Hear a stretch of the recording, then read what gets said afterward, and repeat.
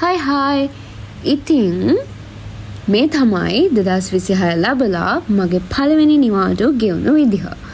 ඉතින් 2026 ලැබලා මේ අපේ පළවෙනි නිවාඩුවනේ.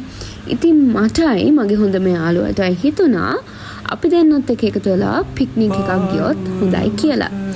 ඉතින් අපි දෙන්න කැමති පොඩි කෑම ජාති ටිකකුත් එකතු කරගෙන අපි ගියා පික්නික් එක. ඉතින් ඇත්තටම මේ තැන මාරම නිදහස් මාරම නිස්කලංකයි.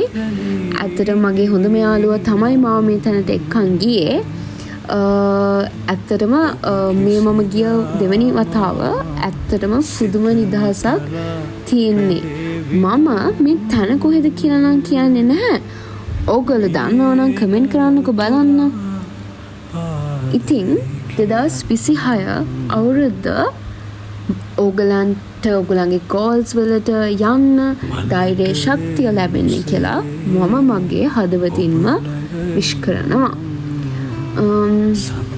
ඉතින් හිතන්නකෝ ඔයාගේ හොඳම යාළුවා නැත්තම් ඔයාගේ හොඳම පාර්ට්නර් නැත්තම් ඔයාගේ ෆැමිලි එකේ අයත් එක්ක මෙන්න මේ වගේ තැනකට ගිහින් කටියත් එක්ක එකතු වෙලා තමන් ආස කරන කෑම බීම රස විඳින ගමන් පොඩි කතාවක් දාන් හිටියොත් කොච්චර නිදහස්ද කොච්චර සුන්දරද.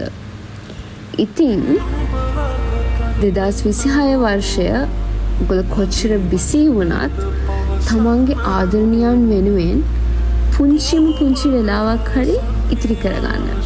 මෙන්න මේ වගේ කෝටියක් වටින මොමන්ට්ස් ගත කරන්න.